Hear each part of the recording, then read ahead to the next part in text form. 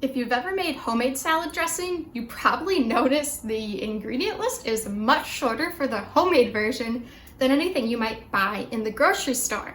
So why is the ingredient statement on commercial salad dressing so much longer? And what exactly are these extra ingredients? Some you might not even recognize, like tocopherol, xanthan gum, polysorbates. What are they doing in our salad dressing? That is exactly what we're diving into today.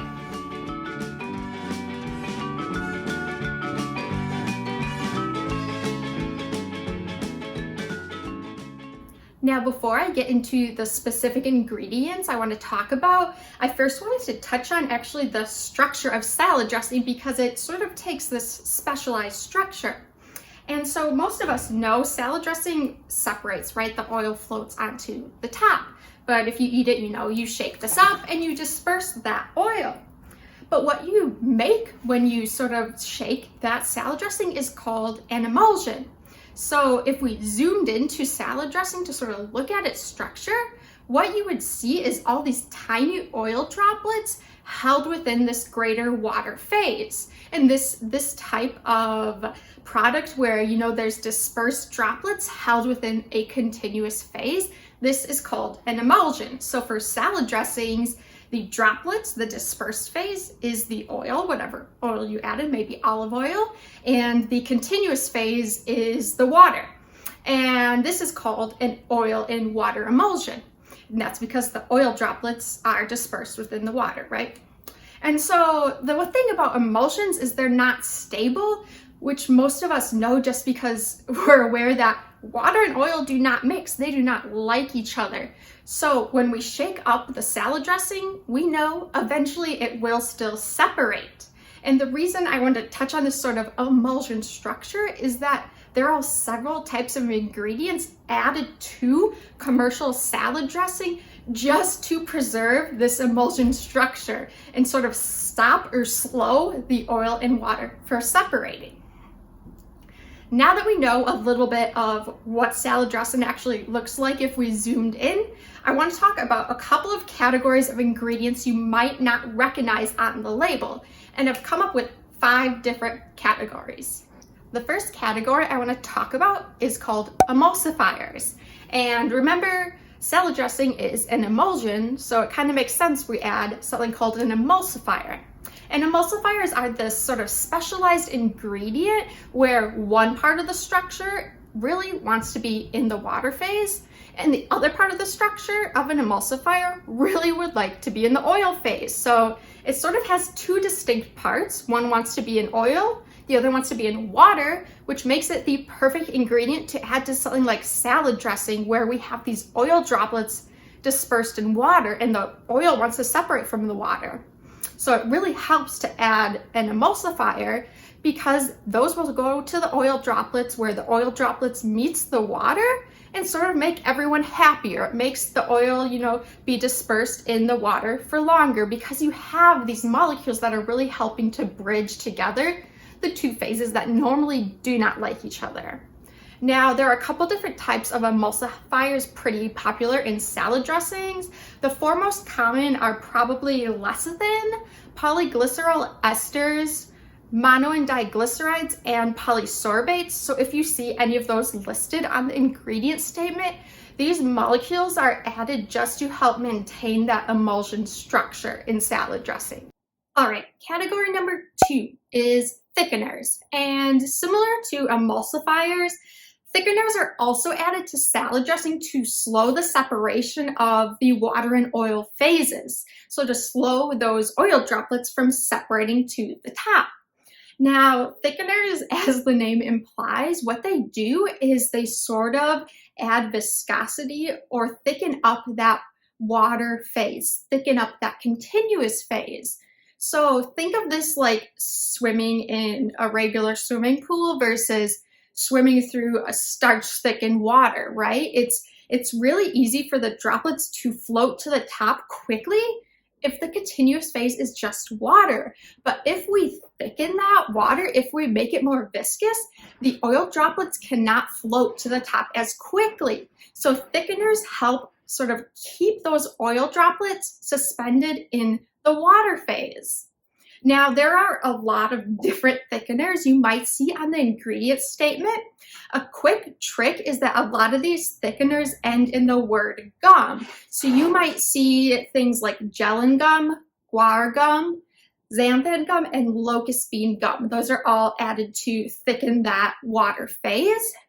There are other options that don't follow this gum rule, and that might be ingredients like alginate, methylcellulose, and a couple of other options. So there's just a lot of thickeners that could be used, but this is a very popular ingredient used in salad dressing just because it's a simple way to keep that emulsion, sort of preserve that emulsion structure. Moving on to sequestrants. So sequestrants are a special type of ingredient that's really good at binding any free metal ions in our food. So it's weird to think that metal's in our food, but this is in like really small amounts. So sequestrants are really good at binding if there's like any nickel or copper ions. And the problem with having these metal ions in our food, even at tiny, tiny amounts, is the metal ions are really good at oxidizing the fat. And that's just a fancy way of saying they sort of chemically react with the fat that they make it taste really, really bad really quickly. So if you've ever tasted a sort of oxidized fat, it's characterized by like a painty or cardboardy flavor. So you really do not want your salad dressing tasting like that. And without adding a sequestrant, these metal ions can make salad dressing sort of taste unpalatable within just a couple of weeks.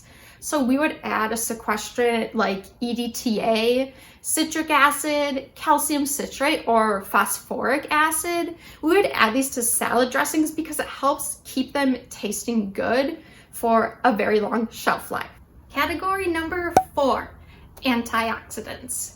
Now, you might know you should have antioxidants in your diet. They sort of help prevent some degradative reactions in our body, but antioxidants also help sort of these reactions in foods, right? Like foods we tend to think are just stable, like they're not changing. Foods are actually always changing though. There's reactions always taking place, which is why we add antioxidants to salad dressings, because like sequestrants, these antioxidants, they can sort of prevent or slow fat oxidation from happening within the salad dressing. So adding antioxidants helps preserve like that taste, or helps the salad dressing from, not getting this unpleasant or sort of cardboardy taste after just a couple of weeks of storage. So antioxidants really critical to stop fat oxidation and keep that product tasting how we expect it to. Now, the most common antioxidants you might see on the ingredient statement is probably TBHQ and vitamin E. Vitamin E, you could also see labeled as tocopherols. So most vitamins, they have like the common name like vitamin E, vitamin A, but they also have more of like a chemically sounding name or a chemical name. In this case, vitamin E is also called tocopherols. So don't let, vitamins having 2 different names really mess you up. That's common.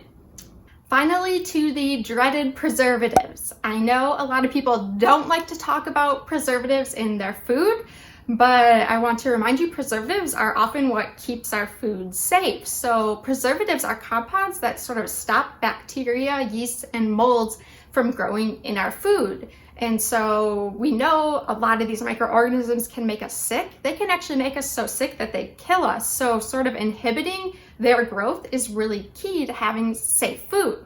So to do that, we add preservatives. You might see something like sodium benzoate, potassium sorbate, or hydrolyzed yeast extracts in salad dressing. And those are specifically added to stop microorganisms from growing. Well, that salad dressing sits in our refrigerator for years.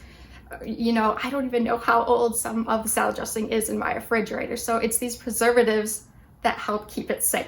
I know the ingredient list for salad dressings can look really long, but I hope by now you see that each ingredient has a really specific role to play in the food.